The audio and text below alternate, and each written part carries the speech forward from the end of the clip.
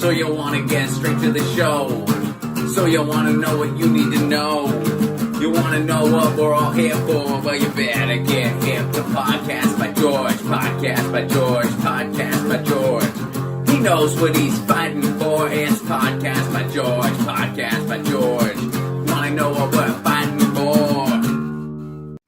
Hello. Hi. How are you? Welcome on back in to another podcast by George. Got an interesting topic today. It may be more important than we think. It's modern monetary theory. You've probably heard about it. MMT, Stephanie Kelton, I think, is considered the godmother of this. Bernie talked about it in some of his campaigns. But we're starting to hear a little bit more about it, which I think is good.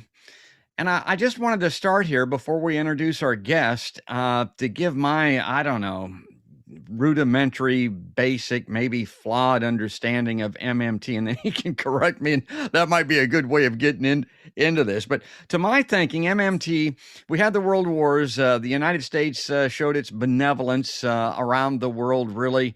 The Marshall Plan was an example of that, but we kind of cajoled, encouraged, and maybe even required some countries to adopt the dollar as their currency. It originally was backed by gold with Richard Nixon. The gold was running in short supply, so they said, to hell with that. Let's just make our currency backed by currency. Well, that's key. That's the key part of this, because from that point on, really, we didn't have to worry about supporting it with some commodity. We just supported it with the currency itself. And people that are subscribers to MMT that believe in it say the worst part of all this is that the scaremongers, the people in control, the oligarchy as they're called sometimes, use that to kind of keep us in our place, to get what they want and to deny us at the same time. And the best example I have on it, because I wondered about MMT, it's called a theory after all, but when that CARES Act came down a couple of years ago at the onset of the pandemic, and $5 trillion instantly went up to the top 1% of the country, I pointed at that, and we talked about it on my podcast. I said, that proves MMT is a real thing. They can get trillions of dollars anytime they want it. And they do that because MMT is real. Okay, let's see if I got any of that right. Let's welcome in our guest. It's Jeff Epstein. He's the host of Podcast Activist MMT. This guy is an expert. He knows all about it. I'm delighted to have him on the PBG. Jeff, welcome in. George, thank you so much for having me on. Really nice to be here. How are you doing? I'm doing great. You listened along patiently during that intro. Did I have any of that right? You had 5% right. No, it actually was not that bad. It actually was pretty good. I want to clarify, I'm not an expert. I'm not a trained economist by any means. I have studied this very intensively for about 3 years, and I know a good amount, but I definitely don't want to say I'm an economist or PhD anything.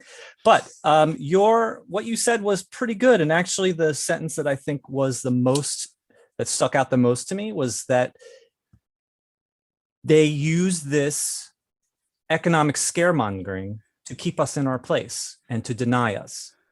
And what MMT, well, first of all, I would say MMT is, for me, and I think it's safe to say for Ron Placone as well,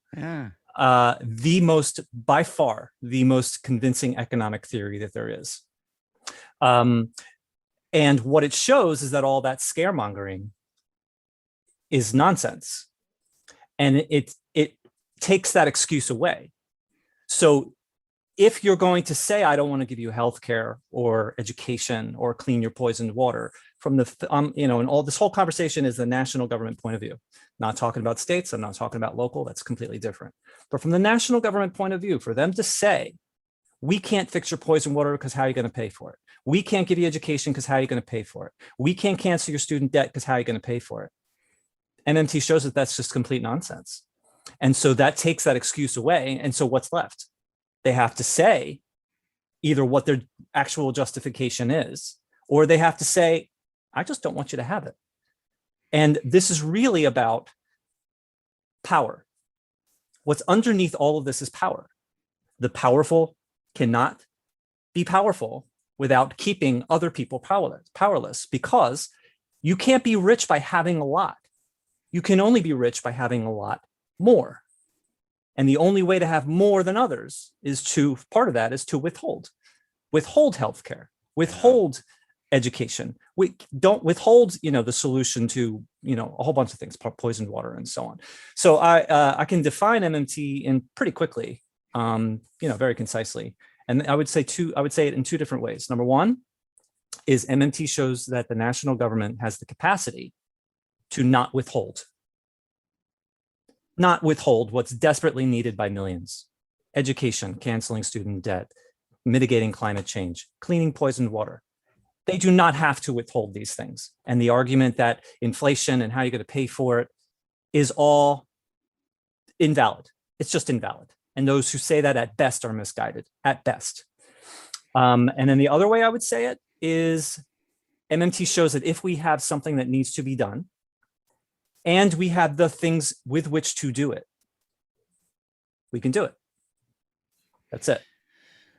Well, that is concise, and I mean that gets right to the crux of it. Let me bring this graphic up on screen here. This is what I shared with Jeff, why I wanted to get him on the podcast, because I talked about this a lot right after the CARES Act. I said, it's coming. I know that these scaremongers, these deficit hawks, are going to come out of the woodwork once they get what they want. I mean, they get support for Wall Street, they get their wars, they get all that, and we get this. Now, this is from USA Today. And hopefully that comes up on the screen. And I just thought this was quintessentially what we're talking about here, because you not only have those that are in control of the levers of power in this country, in this world, but you have their attendant news media. Look at the headline here: national debt. And they're putting it in terms of per American. I mean, this is on you and I, folks. This is on me. It piles up after the coronavirus, the Great Recession, and tax cuts. And they show the president's going back in time, and then you'll see down here towards the bottom, and they show these charts, and it's just raging. It's just completely out of control. And now we got to do something. And I look at this and I think to myself, yeah, now you guys tell us we got to do something. The pandemic is underway, or over with, rather, and we want or ending, and we want to get to these major issues that Jeff delineated here. We want to get to resolving climate change, or mitigating it anyway. We want to do something about education. We want to do something about infrastructure. We want to spend some money and get some things for the people, but no, can't do any of that. And I don't know, Jeff, I turned on the CBS Evening News last night. Honest to God, it was dystopian. It was Orwellian. I mean, the stories, the things that we have wrong in this world of ours is absolutely terrifying. And I guess my question for you with MMT, and what I was thinking about just watching your most recent episode with Ron Placone, is it possible that if we could get people to buy into MMT, to understand this, that we could actually spend our way out of some of these problems that we have?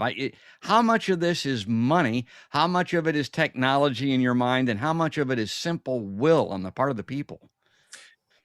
Well, I want to say a few things about that graphic that you sent me, that you just showed on screen. And a few really important things. Number one, at the very bottom, the source is the center, what is it called? The Committee for Responsible Federal Budget, something to that effect. I can't see, it's too small, but the Committee for Responsible Budget, I think that's what it is. And that is an organization who has backers who are extreme right-wing libertarian billionaires, that's a big tobacco. And the intention of who backs these companies, these people don't want the federal government to spend money, because that means that we don't need to go to the big corporations for what we need. So this, you have to consider the source of this. And I sent you, that the confirming of who's funding these organizations, and then confirming their intent, and an article that shows that these organizations, the goal of these organizations is to stop the federal government from helping people. And so that's number one. And number two is you really have to undermine the very terminology and definitions of what they're talking about, because the word debt, the very word debt, and deficit and balanced budget and all these things, but I'll just focus on the word debt, for me and you is always a scary thing. When we're in debt, it is always a scary thing. Yeah. We can go bankrupt. Our business can, go out of business. We could lose our home. We can go into default. We can have a terrible credit rating. These concepts mean something terrifying to us, to all of us, to companies, to states, and so on. These terms mean nothing like that to the national government.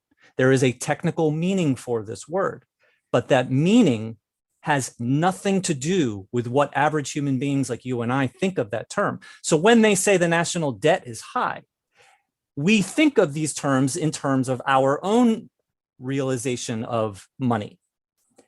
And when we misassociate that meaning, that fear, to the issuer of the currency, that is a misapplication. And so we say, oh, well, they're in debt too. But to say that the national government of the most powerful nation on the planet is in debt in the way that we understand the term is nonsense. It's just nonsense. And when you understand that, then all of these other terms come into play and come into question. Well, one of the biggest scare words in terms is inflation, and they'll throw that out there all the time. Whenever MMT comes up, oh my God, you can't do that because of inflation. But I like the way that you point out that inflation is a result of a catastrophe. It's not a result of MMT or monetary policy. And I thought to myself, we're seeing that right now. What did we have as a catastrophe? This pandemic, and everything was closed down. There was a supply and demand issue. Things are in short supply now. Inflation is heating up somewhat in some categories of the economy, but that's not due to our monetary policy, correct? Roughly speaking, as best as I understand currently, inflation can only be caused by catastrophe or by bad human decisions. And inflation is another scare word. We think of inflation as, oh, prices are going up and whatever. But prices can go up for millions of reasons that have nothing to do with inflation. Inflation is when everything in the entire economy goes up, and not just goes up, but keeps going up. A one-time price rise is not inflation. That is really, really important. A one-time price rise is not inflation. A price rise in the bread going up is not inflation. The price of gas going up is not inflation.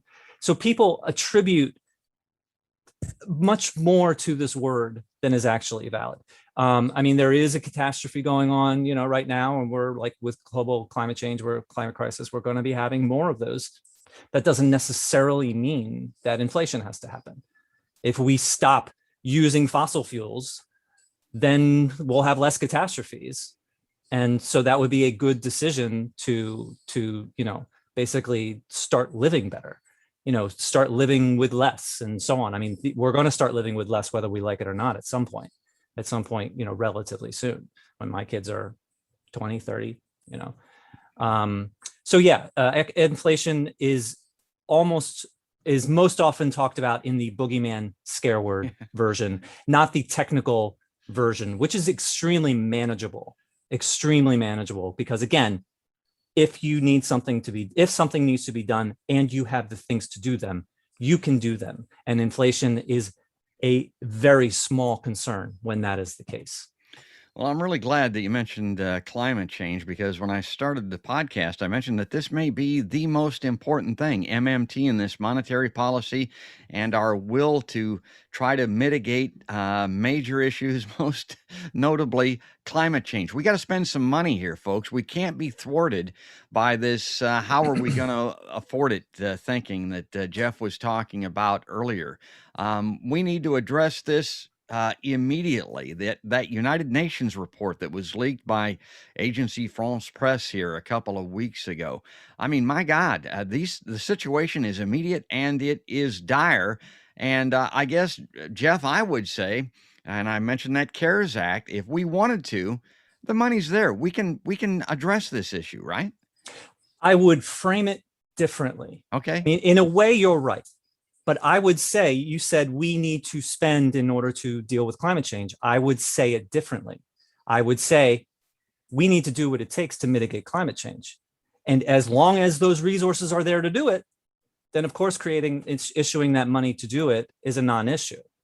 So I would say we need to do whatever it takes. We need to consult with the scientists and the biologists, the marine biologists and the environmental scientists and all of the different kinds of experts who really know what it takes to mitigate climate change. Economists don't know that. Economists aren't supposed to know that. But unfortunately, economists have kind of, those in power and their economists have grown to become the gatekeepers of everything by saying how you're going to pay for it. So I would change it around, that is saying that we have to do what it takes to deal with this crisis with COVID. We have to do what it takes to deal with mitigating climate change, dealing with climate change, by doing what the scientists tell us has to be done and can be done. Because if they say it can be done, and they say that we have the resources to do it, the people to do it, and the things to do it, then the money is a non-issue. You issue the currency to purchase those resources, activate them, to do what needs to be done. And we know it's not going to be an issue because those scientists have told us, this is what needs to be done. This is how we do it. This is what we do it with. It's all ready to go. Let's do it. Yeah, brother, I'm with you. That sounds great. Well, this is our introduction to Jeff, and you can tell he's a pro. This is great stuff. We're limited to about 20, 25 minutes on the podcast, so we're coming up on our close here pretty soon, Jeff. I just wanted to kind of get your thoughts here, top of mind with MMT as to where it's at, where we're headed. What's the status right now in your mind?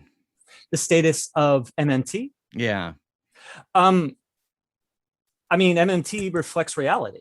It's just an expression of what is already and actually has always been, even during the gold standard. It just says that MMT defines what sovereignty is, which just means that the United States has the total power to issue their currency with no burdens. They don't have debt in another currency, for example. So they have sovereignty and they're not linked to gold anymore. So they have even more sovereignty. And it just shows that when on gold, we could have done stuff within that limitation of gold.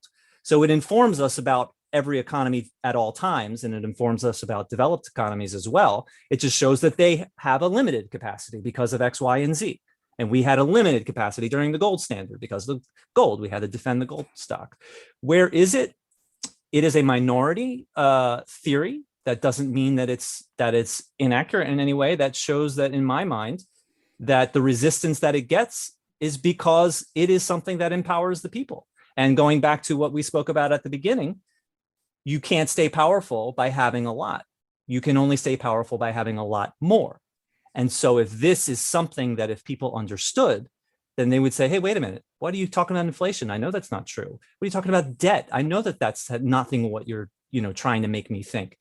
Then we might start demanding more, and when you give some poor people more, they become more powerful. When someone becomes more powerful, there's less of that gap between you and the powerful person. So the resistance is kind of understood. So, I would hope that people might consider reading above everything else, The Deficit Myth by Stephanie Kelton. That is the best place to start. Yeah.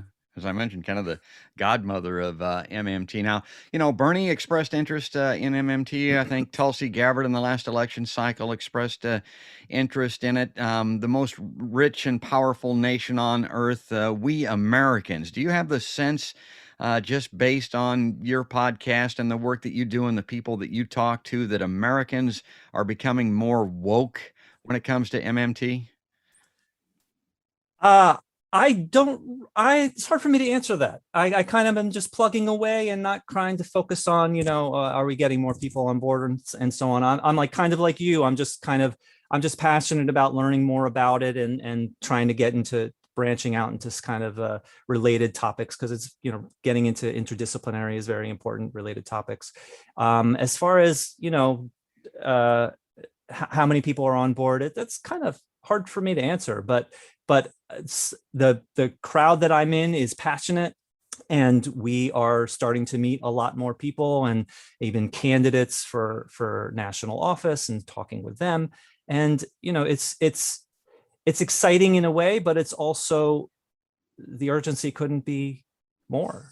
So, it's kind of balancing of having fun in a way, and just knowing that this is really serious stuff. And if we don't get people's minds around having them have a new understanding of how things actually work and have always worked, then these things are not going to happen, because the rich already know.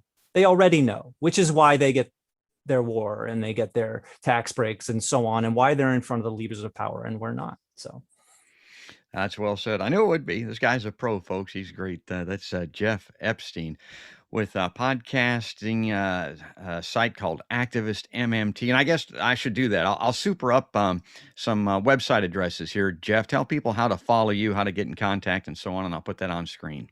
wonderful. Well, thank you for having me on. And we met through Ron Placone, which is really great. Yeah. He's a great guy. You can find me. My website is activistmmt.org. I am on Twitter at activistmmt. I am on Facebook at activistmmt. On Twitter, it's one word. On Facebook, it's spelled out. Activist #MMT. And I have my podcast, which you could subscribe to on iTunes. I'm about to release episode, 80 or something. So yeah, it's great fun. My podcast is about half personal stories about how MMT changed people and half MMT academic concepts. So I try and do something a little different. Well, that's good, because that's why I like it. That's for guys like me, because you got to have that human element in there. I'm not an academic and I'm not a technological person, so I love that human angle. That's Folks, really the point. That's really yeah, the it point. really is. Jeff Epstein with Activist MMT. Thanks for coming on this edition of Podcast by George. Thank you so much for having me. And folks, if you like this insight, if you like hearing from Jeff and you're interested in MMT, please go to his websites and then follow us. You can go to podcastbygeorge.com and select any platform that you like. We're on iTunes. A lot of people get the audio-only versions there. We're also on YouTube. You can subscribe, ring the notification bell, give us a thumbs up there. And of course, we're all on Facebook at Podcast by George. But that's going to do it. That's going to wrap it up for this particular episode. That's all there is, and there ain't no more. That's another podcast by George.